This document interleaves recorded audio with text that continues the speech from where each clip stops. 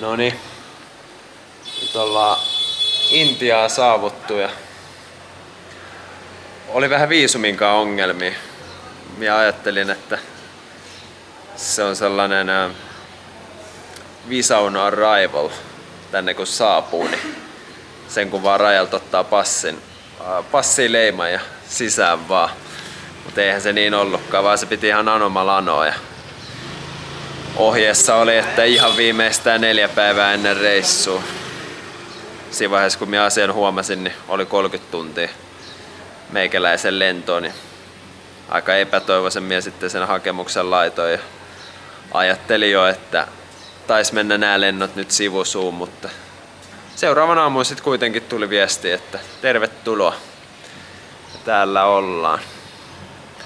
Nyt on kyllä lähdetty ihan takki auki reissuun, että katsotaan minne päädytään, minne se fiilis ja tunne vie. Nyt on Delhistä saavuttu tänne Rishikeshiin. Tein siellä lentokentällä jo sellaisen ratkaisun, että suoraa taksia ja pois Suurcitistä. Oli nimittäin kaiken sen matkustelun ja lennon jälkeen sellainen fiilis, että minä en kyllä kestä hetkeäkään siellä kaaoksen ja melun keskellä. Mutta kyllä se melu näyttää olevan täällä Rishikeshissäkin. Mutta aavistuksen helpompi sitten kotoutua ja parantaa vähän jetlaagia ja totutella tähän kaaokseen. Pakko sanoa, että vaikka on useassa Aasian kaupungissa käynytkin, niin kyllä tää Intia vetää ihan omia vertoja sellaisessa niinku kaoottisuudessa ja sekavuudessa, että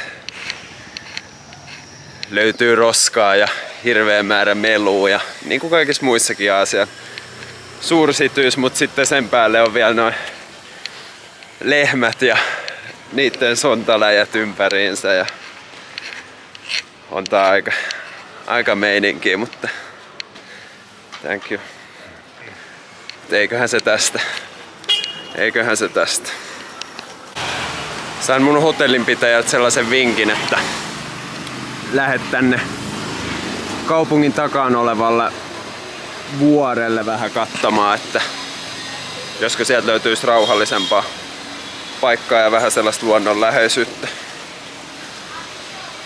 Yksi kaveri sanoi, että siellä on vesiputous, toinen sanoi, että siellä on joku sympaattinen, rauhallinen vuoristokylä ja kolmas kertoi, että siellä on temppeli.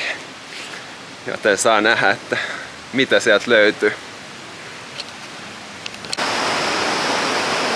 Nyt on vartin kävellyt ylöspäin tätä pikkusta katuja, alkaa vähäsen olemaan rauhallisempaa ja ei enää ihan niin paljon asutusta ja skootterien torvet laula.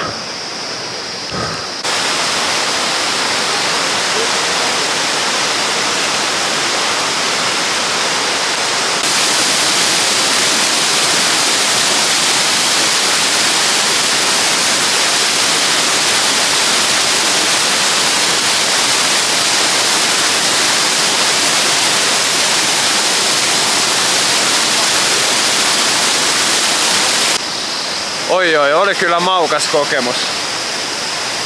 Oikein sellainen raikas ja viilentävä vesi tähän kuumuuden keskelle. Niin nyt jaksaa taas kivuta ylöspäin. Vähän siinä alla kun oli,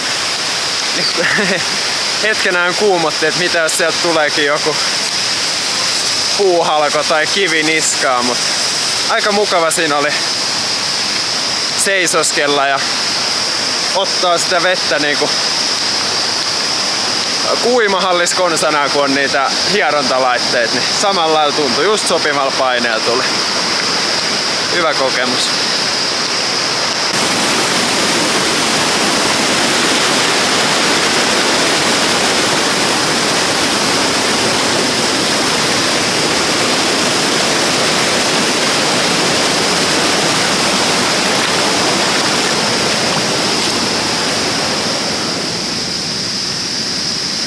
Se on ylitys hoidettu ja seuraavaksi lähdetään vissiin vähän vielä enemmän tänne viidakon sekaan.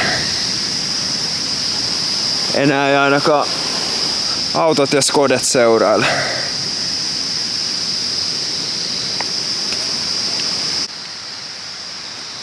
Nyt alkaa olemaan sen näköistä pusikkoa, että tuoltahan voisi vaikka tiikeri hyppää tielle.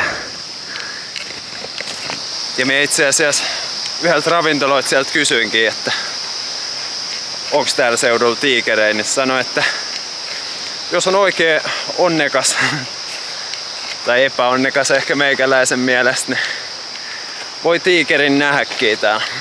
Niin kuulemma tykkää tehdä silleen, että aamu varhain ne liikkuu, kun ei ole vielä niin kuuma, niin tulee vähän alemmas juomaa ja sitten tälleen kuumassa ne vetäytyy takaisin tonne vuorten huipuille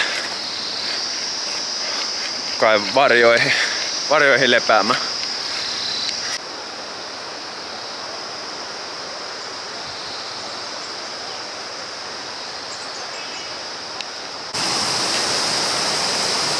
Tästä ylemmäs ei enää ilmeisesti hirveästi pääse ja se on ehkä ihan hyvä, niin alkaa nimittäin olla jo suhteellisen väsyolo ja vähän sellainen nuutunut. Tuo aurinkokin paistaa tuolta ihan täydeltä taivaalta ja näin. Ei löytynyt sitä temppeliä eikä vuoristokylää, mutta löytyy kiva vesiputous ja luonnon rauha, niin taidan tähän tehdä sellaisen pienen taukopaikan ja sitten lähteä takaisin alaspäin.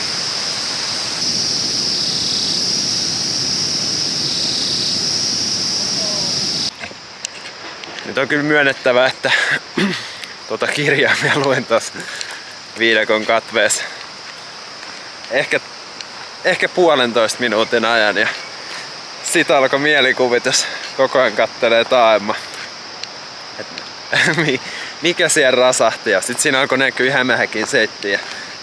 Vähän turhan isoja hämähäkkejä munkin makuun. Aika nopea siitä lähin. Auta armias, jos oikeesti tonne viidakkoon eksyys. Ihan niinku kunnon viidakkoon syvälle sinne, niin kyllä vois vähän jännittää, kun pimeä laskeutuisi. Alkaisi ääniä kuuluu ja varjoi vilahtelee silmäkulmista. Huhhuh.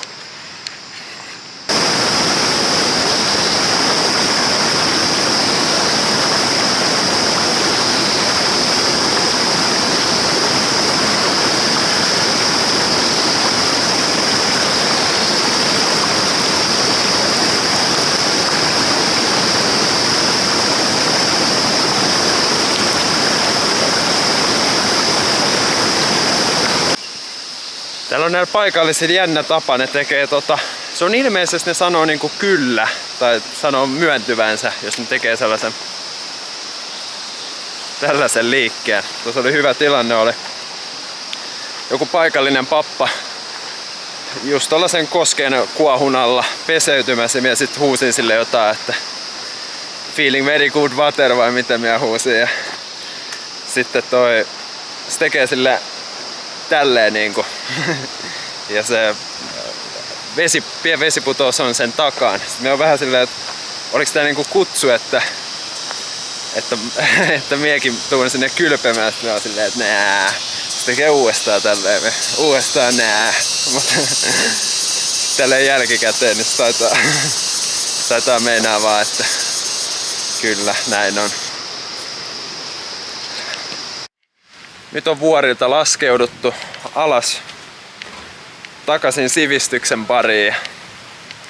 Oli kyllä tosi mukava aamupäivä.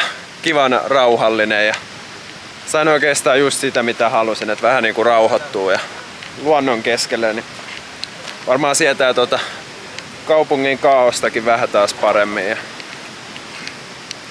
näin. Nyt taitaa olla siestan aika ja sitten jos lähettäis kaupungille katsomaan mikä on meininkiä Gangesjoelle, kuuluisalle Gangesjoelle. Se on siesta ohi ja aika lähteä kaupungille katsomaan mitä siellä tapahtuu. Ei me nyt ihan hirveästi kerennyt kyllä tuossa lepäämään. Oliko sellainen parikymmentä minsaa selällään ja suihkuskäynti nopsaa. Ja alkaa tuo aurinko laskeen. Pitää lähteä valosan aikaa vielä. Saatan kyllä pysähtyä joogatunnille, jos sattuu kohille joku oikein houkutteleva.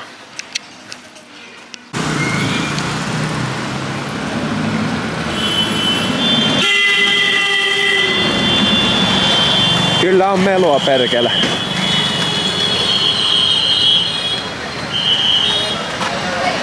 Tää on vielä suhteellisen rauhallinen meininki, mutta kyllä sit metakkaa tulee tännekin. Tää on hauska, kun on näitä kauppojen kylttejä ihan viereen. Mutta niin on myös kyllä kauppojakin. Että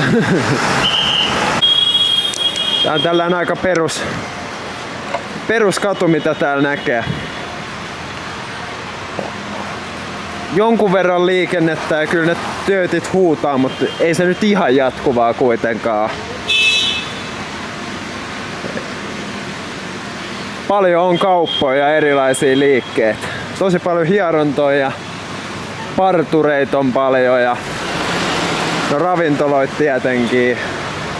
Elektroniikka, sellaista kunnon krääsäkauppaa on tosi paljon ja tietysti tekstiili. Pitää varmaan uudet sortsit ja muutama teepaita hommaakin. Täältä vois löytyä jotkut hienot. Tekstiili on kyllä kaunista ja kirjavaa. Näitä perus Aasian housuimia on kavereille. Joskus itsellenikin tuon tuliaiseksi, ne on aika mukavat. Menee vielä pieneen tilaan repussakin. Kivat tollaset kotipöksyt. Kai niitä rohkeimmat on käyttänyt ulkonäkin. Noniin, nyt ollaan saavuttu Gangesjoen ranta.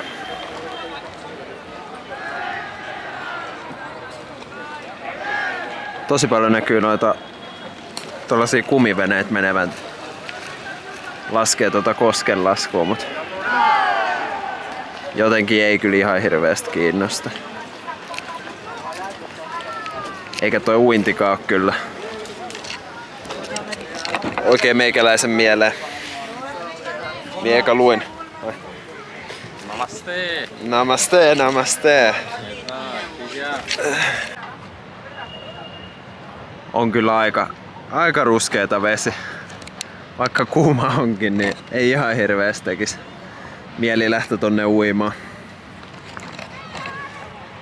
Ennen matkaa minä luin, että täällä Rishikeshin korkeudella, missä ollaan vähän niinku periaatteessa enemmän Gangesin alkulähteiltä, enemmän täällä vuoristossa, niin täällä olisi mahdollista uida. Ja kuvissa oli kyllä, vesi oli vähän enemmän sinistä, mitä se nyt näyttää olevan. Ei kyllä. Ei tuu kyllä nyt käyty uimassa. Mutta tää on muuten ihan jees paikka, vaikka ei uimassa käviskään. Täällä on vähän taas omaa rauhaa ja tää on itse asiassa varmaan yksi kaupungin parhaimpia paikkoja nähdä auringon lasku. Dikkaan katsella auringon tippuvan horisonttiin. Tää on ihan hyvä paikka siihen. Eilen kävin testaamassa nimittäin.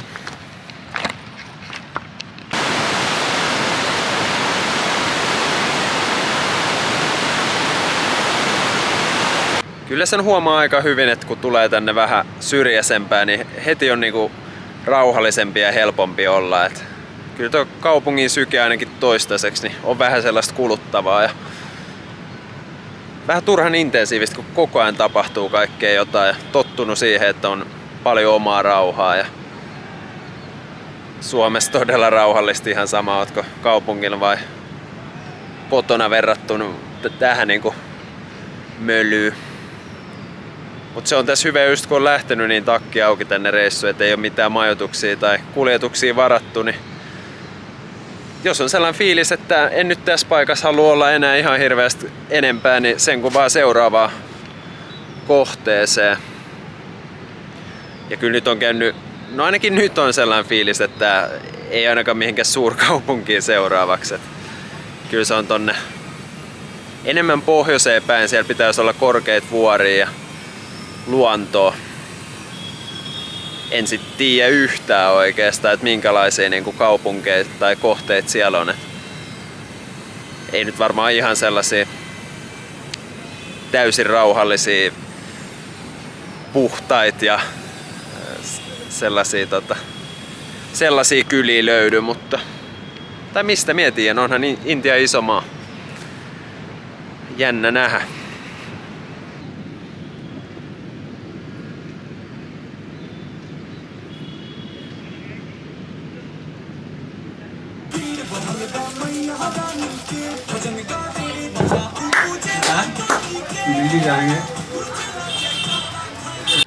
Oi, kyllä hieronnan jälkeen maistuu. Kunnon safka. Palak paneer, tuore juustoa, pinaattikastikkeessa, riisi. Tää ei oo ihan naanleipä, vaan oliko joku rotileipä. Ja sitten jälkkäriksi jogurttia ja hedelmiä. Oli kyllä ihan älyttömän hyvä ruoka. Se on aina kiva syödä kunnon hyvää ruokaa silloin, kun on erityisen kova nälkä. Ja vielä meinasin, että tämän reissun vedän aika kasvispainotteisesti.